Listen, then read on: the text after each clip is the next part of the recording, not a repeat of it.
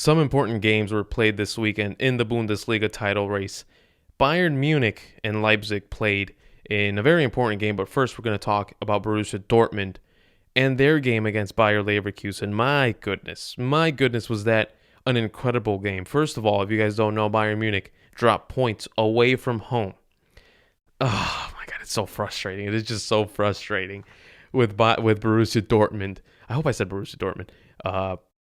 It's so frustrating with Borussia Dortmund because it looks like they're gonna get there and they can make it to like second place, maybe even first, and then they lose. And it's not just that they lose these games, it's the way that they lose them. They were winning 3-2 against Bayer Leverkusen, and it looked like they were gonna close out. They were gonna win the game, and Bayer Leverkusen comes back and beats them 4-3, and now Bayer Leverkusen is contending for the title too. They're in fifth place and they have 37 points.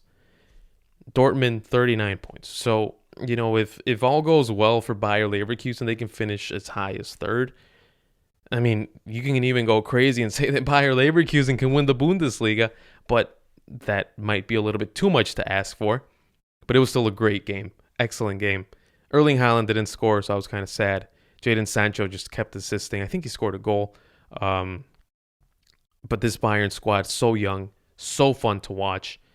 But at the same time, it's like, guys, can we just close out a game? Can we win? Can we not suffer?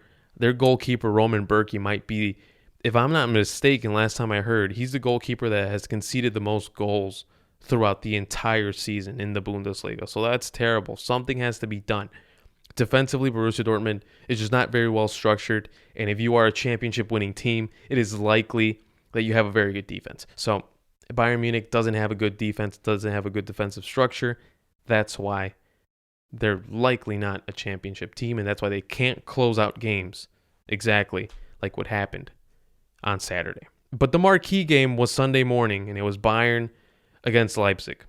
Bayern Munich came into this game with 42 points, first place. Leipzig, 41 points, second place. Leipzig dropped points. They lost the previous weekend. Bayern Munich are on a tear. They've won like the last 4 games. And you look at this and you're like, oh, this is where Bayern Munich wins the Bundesliga, right? This is where they come out and they beat the young team 3-4-0. They dominate in every aspect of the game. And they just take the Bundesliga from now until April or early May. They take it by storm. They win it. And they're champions again. But no, not necessarily. Because tactically, the young manager, Julian Nagelsmann, I've been paying so much attention to him and his tactics. He just put an incredible game together. An incredible game plan for RB Leipzig together. They were very disciplined on defense. The back three were playing incredible. Of course, Upamecano. If Arsenal were to get Upamecano, my goodness, they would be so much better defensively. But that's a different story. We'll talk about that later on. Upamecano, incredible defender. He does so much. He's very quick. He cleans up after himself. And by that, I mean if he makes a mistake, he's very quick to get to the ball and to avoid this mistake getting any bigger than what it already was. The fullbacks, or the wingbacks in this case, because they were playing with a backline of 3, the wingbacks played an incredible game. Angelino, who didn't impress me much at Manchester City, and I didn't watch him much at PSV Eindhoven. I don't know, I had a bad impression about him. I didn't think that he was a very good player, and then Pep Guardiola shipped him out, and I'm like, okay, so maybe he's really not a good player. But I watched them play against Bayern Munich, and he played a very good game. He's very good attacking, of course, and defensively he's very good. He's on the shorter side, so he's a little bit more aggressive. He plays with a chip on his shoulder. That's pretty much what it looks like. And he played a really good game. He helped a lot. And then on the other side, on the right, Tyler Adams. What position didn't he play against Bayern Munich? He literally played every single position on the right. He played right back, right mid. He played right wing. He played in every single position you can think of. He played very well. That duel between him and Alphonso Davies, oh my God, it was incredible. We'll get to Alphonso Davies in a bit. But it was just a very good game, a very good tactical game by Julian Nagelsmann and RB Leipzig. Of course, defensively they didn't give up much. The Bayern Munich had their first real clear chance until like the 70-something minute. Before that, they had a shot from the outside of the box by Thiago, and it was saved by Gulacsi. And that's it. That was really all. They had a lot of possession, Bayern, but they didn't really get to RB Leipzig's goal. And then Timo Werner's miss. Ugh, that was it. That was it to make it 1-0. 63rd minute. Those are the chances that Timo Werner never misses. And he decides to miss against Bayern Munich in arguably the most important game of the entire season. He misses. That was bad. A 1-on-1. All he had to do was slide it home. Manuel Neuer was probably not going to get to it because of the speed that he was going to hit the ball, that he hit the ball with. But there wasn't much accuracy. So there's the big issue. That's why the ball didn't go in. But Bayern, I mentioned that they didn't have a lot of shots. They didn't perhaps play all that well, but they did keep the possession and they imposed their will. They had the ball and they're like, all right, you know what? We're Bayern Munich. We're going to keep the ball. We're going to do what we please because we're at home. All right. They showed their offensive weapons very early. Thomas Müller, he played a very good game. Surprisingly, he was pretty much scrapped by Niko Kovac, and now this new manager comes in, and Thomas Müller is their starter. Of course, Lewandowski, he's had his share of misses. I do have a bit of an issue with him that he tends to not show up in these big games. And I think yesterday, the time that I'm recording this, was one of those examples where Robert Lewandowski just doesn't seem to show up when it matters most. Serge Gnabry, he's a threat all the time. Thiago Alcantara, if Barca still had Thiago, my goodness, they would be a completely different team. That's what happens. You don't know what you have until it's gone. And then Alphonso Davies. I don't think I have seen a faster player than Alphonso Davies.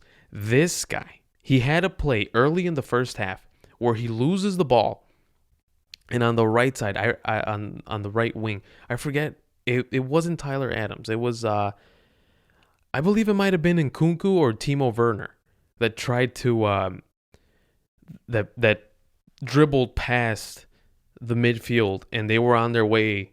They were running towards goal, and Alphonso Davies just hit a gear in what it was just incredible. I'm at a loss of words how fast he got to the ball after he lost it, and he had no issue.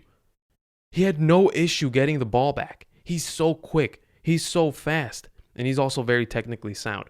Because some players are just very quick, and you look at them take a first touch, and you're like, ugh, man, just you should have just done marathons for a living or sprints for a living. But this guy, very, very good player, plays left back, plays left wing. He actually mentioned once that he hates playing left back, but he does it so well. So are you going to take him out of that position if he plays so well, even if it's not something that he enjoys? I wouldn't. I'd keep him there. I'd make him like it because he's so good. He's so quick. He's so fun to watch. I'm talking like if this game ended like 3-3. It ended 0-0. But it was a really good game, a very interesting 0-0. This is the type of 0-0 that you show someone that doesn't like soccer, and you're like, this is why we watch the game. This is it. You kind of like walk them through what happened, and you show them, hey, this is why we watch soccer. It was so much fun. 0-0, very impressive. To me, I was expecting RB Leipzig to crumble under this type of pressure, and they didn't. They didn't score, but they didn't crumble, which had it been by Borussia Dortmund, I'm pretty sure they would have conceded like 3 or 4 goals in this game. So props to Nagelsmann. Props to that very, very young team. Showed a lot of grit, a lot of composure in a giant game with a lot of stakes. A whole lot of stakes going into the end of the Bundesliga. It was a fair result, though. I have to say, it was very even. Fair result, 0-0. It could have ended 1-1. Whatever. A tie. Point for each team. Go home. But now let's take a look at the table, the top 5 of this Bundesliga. Bayern Munich, First place, 43 points. A couple of weeks ago, I was like, Bayern Munich, fourth place. Ooh, who knows? Let's see how they do. I should have known. I should have known that they were going to be in first place sooner or later. RB Leipzig, second place, 42 points.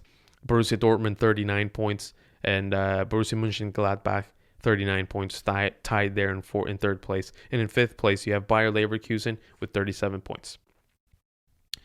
If this title race was good in January, I can't even imagine what it's going to be like in a couple of weeks. It is so exciting right now. You really don't know what games to watch because it is so interesting. It is so compelling. This entire end of the season is going to be incredibly, incredibly fun. Unless Bayern Munich just takes over and they decide to ruin all the fun for us, which could be likely, but they tend to ruin the fun for a lot of people. But you know what? One thing is for certain. If you want to watch fun games where you really genuinely have no idea who's going to win, the Bundesliga is for you. And maybe this next league that I'm going to talk about right now.